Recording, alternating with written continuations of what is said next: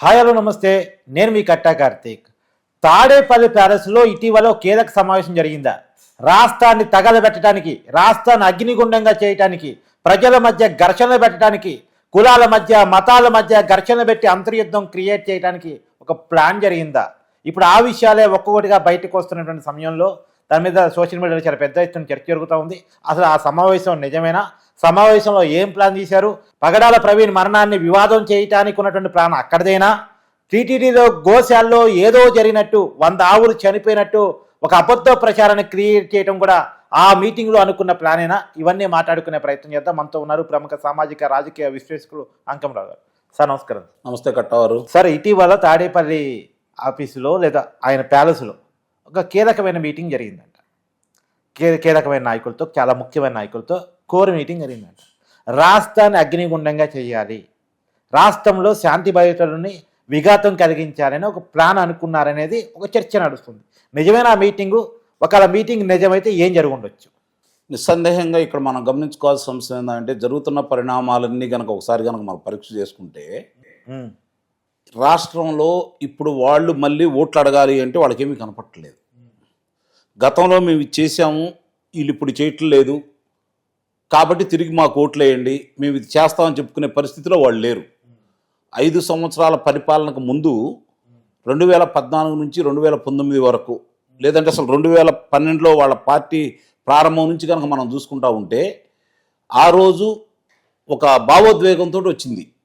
తండ్రి మరణం తర్వాత అది వారసత్వంగా భావించేసి కొడుకు ఇవ్వలేదనే ఒక దాన్ని తీసుకొని వచ్చేసి రాజశేఖర రెడ్డి గారి కుటుంబానికి అన్యాయం చేసింది కాంగ్రెస్ పార్టీ అనే నినాదంతో, దాంతోపాటు అన్యాయంగా అక్రమంగా వాళ్ళ కుటుంబాన్ని ఇబ్బంది పెట్టాలనే ఉద్దేశంతో ఇతన్ని కారాగార వాసం చేసిందనే ఒకే ఒక్క కారణంతో ప్రజల యొక్క మనోభావాలను దృష్టిలో పెట్టుకొని వాళ్ళ యొక్క, అంటే రాజశేఖర రెడ్డి గారి మీద ఉన్నటువంటి విపరీతమైన అభిమానాన్ని, కాంగ్రెస్ పార్టీలో ఉన్నటువంటి అభిమానాన్ని తన వైపు తిప్పుకొని ఇదంతా చేసింది కాంగ్రెస్ పార్టీ, తెలుగుదేశం పార్టీ అనే నినాదాన్ని ఇచ్చి ఆ రోజు ఉప ఎన్నికల్లో లబ్ధి పొందారు. తర్వాత ఆయన కారాగార వాసం చేసి బయటకు వచ్చిన తర్వాత 2014 ఎన్నికలప్పుడు రాష్ట్రం విడిపోయింది కాబట్టి ప్రజలు ఆ రోజు అతను ఎంత చెప్పినా కూడా నమ్మలేదు. అయినా సరే బలమైన ప్రతిపక్ష స్థానాలు ఇచ్చారు. 67 స్థానాలు అంటే మామూలు విషయం కాదు. కానీ ఆ రోజు రాష్ట్రాన్ని తిరిగి నిలబెట్టాలి అంటే అనుభవజ్ఞుడైనటువంటి చంద్రబాబు నాయుడు గారు అవసరం ఉందని చెప్పని భావించేసి ఆ రోజు భారతీయ జనతా పార్టీ, తెలుగుదేశం కలిసి పోటీ చేయటం, అలాగే పవన్ కళ్యాణ్ గారు మద్దతు ఇవ్వడంతో తెలుగుదేశం పార్టీ ఆ రోజు చంద్రబాబు నాయుడు గారు ముఖ్యమంత్రి అయ్యారు. అప్పటి నుంచి కూడా, అంటే అధికారం ఎందుకు కావాలి అని కోరుకుంటున్నారు అంటే, వాళ్ళు 2004 నుంచి 2009 వరకు, అంటే వాళ్ళ తండ్రి గారు చనిపోయేంత వరకు కూడా ఏ విధంగా ప్రభుత్వాన్ని అడ్డం పెట్టుకొని, అధికారాన్ని అడ్డం పెట్టుకొని, అధికారం చేతిలో ఉన్నప్పుడు వేరే వాళ్ళకి పప్పు బెల్లాల్లా పంచి వాళ్ళ దగ్గర నుంచి పటికి బెల్లంలాగా ఎలా తీసుకోవచ్చు అనేది తెలుసుకున్నారు. కాబట్టి ఆ అధికారాన్ని అడ్డం పెట్టుకుని 1,00,000 కోట్ల పైన సంపాదించారనే అభియోగం వాళ్ళ మీద ఉంది. కాబట్టి అధికారం లేకుండానే మనం అధికారాన్ని అడ్డం పెట్టుకుని ఇంత సంపాదించుకుంటే, అధికారం మన చేతిలో ఉంటే ఇంకెంత సంపాదించుకోవచ్చు అనే ఆలోచనతో మాత్రమే వాళ్ళు రాజకీయాల్లోకి వచ్చారు. రెండోది ఏంటంటే, వాళ్ళ మీద ఉన్నటువంటి అభియోగాలను తప్పించుకోవాలన్నా కూడా వాళ్ళకి అధికారం కావాలి, లేదంటే బలమైన ప్రతిపక్షంగా వాళ్ళంటూ ఉండాలా.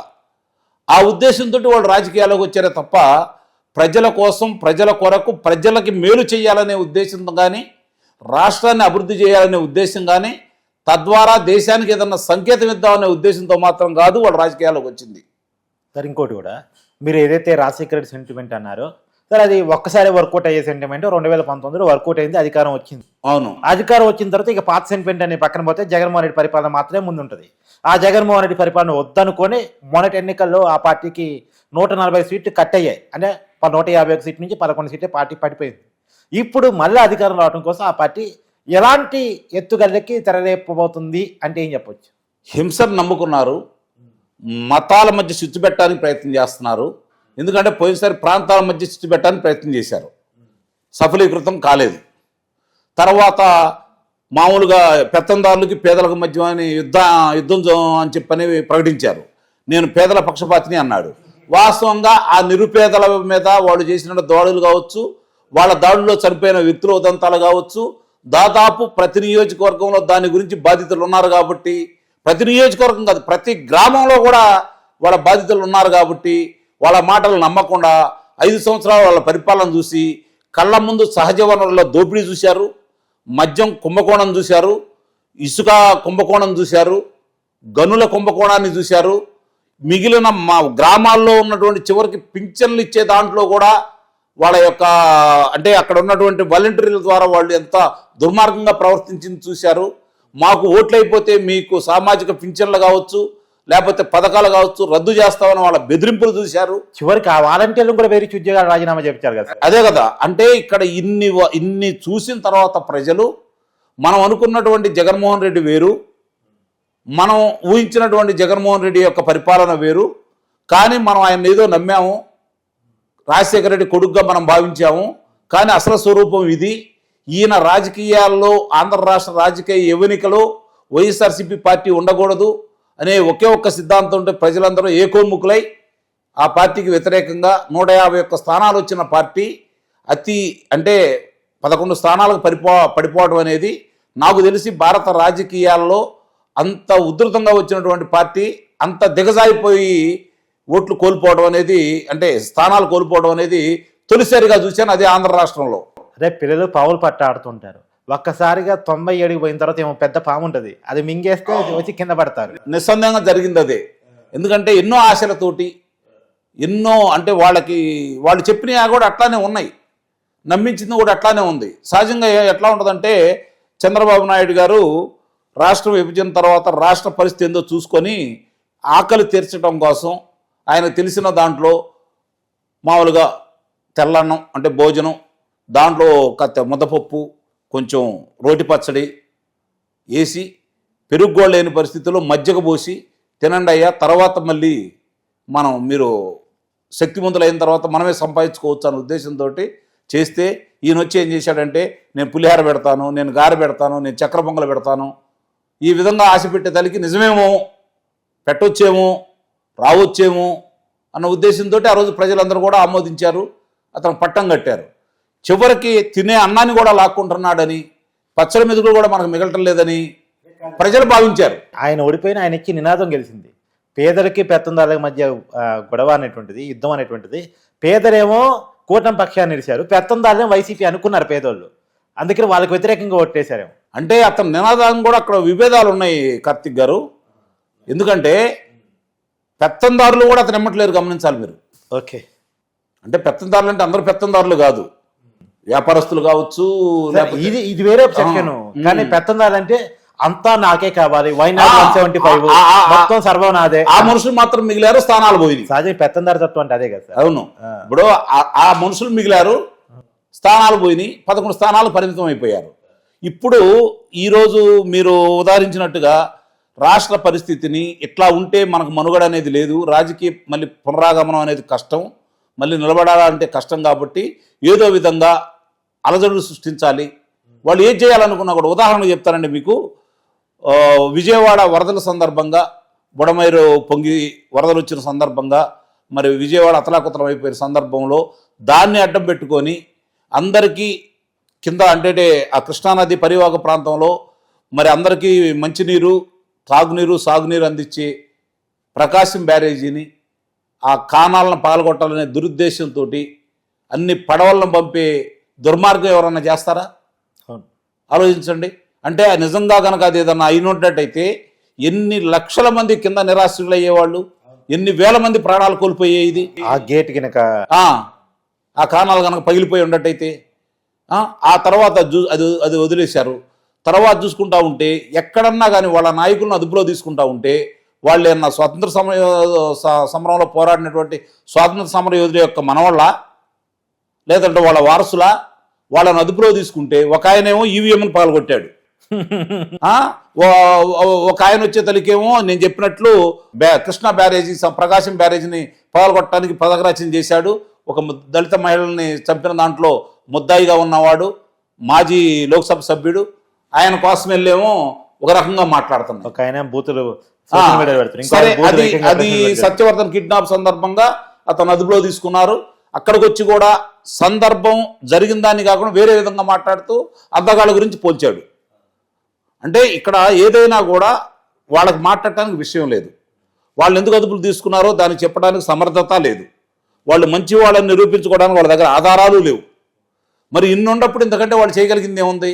నిజంగానే పాస్టర్ ప్రవీణ్ విషయంలో తర్వాత వచ్చిన ఉదంతాలు కనుక మనం ఒకటి చూసుకుంటా ఉంటే చంద్రబాబు నాయుడు గారు చాలా స్పష్టమైన ఆదేశాలు ఇచ్చారట. వాళ్ళకి ఆయన చనిపోయాడు, వాళ్ళ కార్యక్రమాలు అయిపోయేంత వరకు వాళ్ళకి రెండో రోజే ఇవన్నీ కనిపెట్టేశారు. అతను చనిపోయిన తర్వాత రెండో రోజే అసలు ఏం జరిగింది, ఎక్కడి నుంచి వచ్చాడని వివరాలన్నీ కనిపెట్టేశారు. అయినా సరే మీరు ఎట్టి పరిస్థితుల్లో వాటిని బహిర్గతం చేయొద్దు, సమయం సందర్భం ఉంది, మనం చేద్దాము, అన్ని వివరాలు చేతిలో ఉండా కూడా. ఇప్పుడు ఒక విషయం బయటకు వస్తుంది సార్. వాళ్ళ కుటుంబ సభ్యులతో వైసీపీ నాయకులు టచ్లోకి ఇలా చెప్పండి అని అడిగితే వాళ్ళు చెప్పను అన్నందుకు కనీసం జగన్మోహన్ రెడ్డి గారు ఆ కుటుంబాన్ని పరామర్శ కూడా చేయలేదట. నిస్సందేహంగా అనుమానమే లేదు. ఎందుకంటే వాళ్ళే స్పష్టంగా చెప్పారు కదా, ఈ ప్రభుత్వం మీద మాకు నమ్మకం ఉంది, వాళ్ళు కేవలం అలా మాట్లాడినందుకు మా కుటుంబాన్ని బజార్కి ఏడ్చొద్దు. వాళ్ళు చాలా స్పష్టంగా చెప్పారు కదా. 2 ఆడపిల్లలు ఉన్నారు, ఆయన ఒక పాస్టరు, అది మతానికి సంబంధించిన అంశం, దాన్ని చాలా సున్నితమైన అంశం కాబట్టి చాలా ఓర్పుగా సహనంగా ప్రభుత్వం మీద ఎంత బురద చల్లినా ఇప్పుడు వాళ్ళందరూ ఏరి మాట్లాడిన వాళ్ళు ఏరి. కానీ ప్రజలు మనం ఒప్పుకొని తీరాలి, క్రిస్టియన్స్ మనం ఒప్పుకొని తీరాలి, ఆ కుటుంబాన్ని ఒప్పుకొని తీరాలి. ఎందుకంటే అదే కనుక ఇప్పుడు జగన్మోహన్ రెడ్డికి సంబంధించినటువంటి వైఎస్ఆర్సీపీ పార్టీ వాళ్ళు మాట్లాడుతున్నారు కాబట్టి వాళ్ళు నమ్మలా. మీరు గమనించుకోవాలి. ఎందుకంటే వాళ్ళ గురించి వాళ్ళకి తెలుసు కాబట్టి. అదే కొద్దిగా బయట ఎవరైనా మాట్లాడినట్టయితే నిజంగా కనుక దానికి సంబంధించిన వాళ్ళు బజార్కి వచ్చి మాట్లాడినట్టయితే వాళ్ళు నమ్ముండేవాళ్ళు. కుటుంబ సభ్యులు ఎవరు మాట్లాడుంటే నమ్ముండేవాళ్ళు. వీళ్ళు మాట్లాడగారు కాబట్టి నమ్మలేదు. ఎందుకంటే క్రిస్టియన్లకు సంబంధించినటువంటి కళాశాలలు కావచ్చు, పాఠశాలలు కావచ్చు, వాటి మీద ఆస్తులు కన్నేశారు, కొన్ని ఆస్తులు లాక్కున్నారు. ఓకే కాదు సార్, ఆ దేవుడు నమ్ముతారు, ఆ దేవుడు ఆస్తులు కూడా వదలరా వీళ్ళు? ఇందులో దేవుడితో సంబంధం ఏముంది? ఆస్తేనా? ఓట్ల కోసం మాత్రమే వాళ్ళు ఆ మతం తీసుకున్నారే తప్ప భక్తితో కాదు కదా. నిజంగా క్రీస్తు ఏమని బోధించాడు? శాంతి, 10 మందికి మేలు చేయాలన్నాడే తప్ప ఎవరికి కీడు చేయలేదన్నా, కీడు చేయమని అనలేదు కదా. మరి వీళ్ళు చేసే ఏంటి? కాబట్టి వీళ్ళ నిజంగానే నాకు తెలిసినంత వరకు వాళ్ళందరూ వీళ్ళని బహిష్కరించాలి. నిజమైన క్రైస్తవ మతస్థులందరూ ఇలాంటి వాళ్ళందరినీ బహిష్కరించాలి. ఇప్పుడు టీటీడీ గోశాల ఆవులు కదా, ఇప్పుడు దాంట్లోకి వస్తా. దాంట్లో అసలు మామూలుగా 9-10 రకాల ఆవులు ఉన్నాయి అక్కడ. ముఖ్యంగా అయింది గుజరాత్ నుంచి వచ్చినాయి,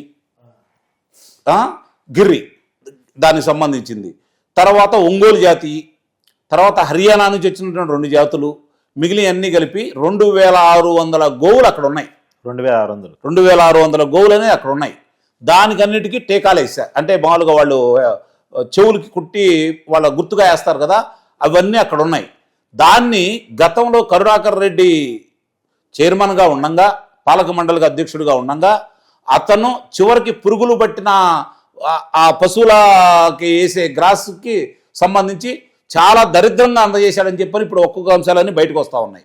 వీళ్ళు వచ్చిన తర్వాత అక్కడికే సహజసిద్ధంగా వస్తున్నటువంటి గడ్డితో పాటు మిల్లెట్స్కి సంబంధించినవి కూడా అందజేస్తూ గడ్డిలో నెయ్యి కలిపి కూడా అందజేస్తున్నారు. వాటికి పోషణకి సక్రమంగా అక్కడ ఒక వైద్యులు పర్యవేక్షణలో చాలా చక్కగా జరుగుతూ ఉన్నాయి. అక్కడ సహజమే వయసు మీరిని కావచ్చు, గతంలో వీళ్ళ పాపాలకి వీళ్ళు చేసినటువంటి ఆ కల్తీ ఆహారానికి సంబంధించి తిన్నవి కొన్ని అస్వస్థత అయినవి సహజంగానే 1, 2, 3 అట్లా నెలకి చనిపోవడం అనేది సహజమే. దాన్ని అడ్డం పెట్టుకొని కొన్ని వందలు చచ్చిపోయినాయి అని చెప్పని ఎప్పుడైతే పోయినసారి నిన్న చైర్మన్ గారు కూడా ప్రకటించారు కదా, అక్కడ జరిగినటువంటి తోపులాట కావాలని చేశారని, దానికి ఒక అధికారిని ఇప్పుడు ఎవరైతే తొలగించారో మొన్న ఆ రోజు విధి నిర్వహణలో నిర్లక్ష్యంగా ఉన్నాడని చెప్పని, ఆ అధికారి కరుణాకర్ రెడ్డి మనిషి కాబట్టి వాళ్ళందరూ కావాలని చెప్పని ఈ కరుణాకర్ రెడ్డి చేసిన గతంలో టిక్కెట్లు అమ్ముకున్నారు. దర్శనానికి సంబంధించినటువంటి లక్షలు తీసుకొని ప్రత్యేక దర్శనాలు ఏర్పాటు చేయించారు. వీళ్ళు కొన్ని 100,000 లక్షలు చేశారు. అది కాకుండా మామూలుగా తీర్థప్రసాదాలకు అందించే దినుసుల్లో నాసి రకమే అందజేశారు. నెయ్యి కుంభకోణం బయటకు వస్తూ ఉన్నాయి. ఇప్పుడు అక్కడ సక్రమంగా జరుగుతుంది కాబట్టి తట్టుకోలేకపోయారు. అసలు వీటన్నిటికీ వాళ్ళకి మూలాధారం ఏంటంటే ప్రపంచంలో ఆధ్యాత్మిక కేంద్రంగా విరాజిల్లుతున్నటువంటి తిరుమల తిరుపతి దేవస్థానానికి సంబంధించి భక్తులు కోట్ల మంది వస్తున్నారు కాబట్టి సహించలేక అక్కడికి భక్తులు రాకుండా ఉండాలని క్రైస్తవ మతం ప్రబోధం చేయాలన్న ఉద్దేశంతో వీళ్ళు పన్నుతున్నటువంటి కుట్రలో భాగంగానే ఇవన్నీ చేస్తున్నారు కట్టావారు. ఇది గమనించుకోవాలి ముఖ్యంగా. అంటే ఇంత ఘోరాతి ఘోరంగా అంటే వాళ్ళు రాజ్యాధికారం సంపాదించుకోవడం కోసం ఏ విధంగా కుయుక్తులు పన్నుతున్నారో మనకు స్పష్టంగా అర్థమవుతుంది. కాకపోతే నాకు ఇక్కడ అర్థం కాని విషయం ఏంటంటే కరుణాకర్ రెడ్డిని అది చేస్తాం ఇది చేస్తాం అన్నారు. ఏమయ్యా మీరు ఈ పాటికి అతని మీద ఎన్నో అభియోగాలు మోపొచ్చు కదా, ఇది చాలు కదా, గోవులకు సంబంధించింది చాలు కదా, ఎత్తి రాబులేట ఎందుకు ఉపేక్షిస్తున్నారు? ఇది కదా ప్రజలు కొంచెం మీ మీద కోపంగా ఉండడానికి కారణం కూడా. వీరి అభివృద్ధి మీద ఫోకస్, దాంట్లో నుంచి అరెస్టులు కానీ ఇలాంటి సహించకూడదు కదా, ఇది మామూలు విషయం కాదు కదా. చూద్దాం సార్, వాటి మీద ఎక్కువ దృష్టి పెడతారేమో చూద్దాం. Thank you sir.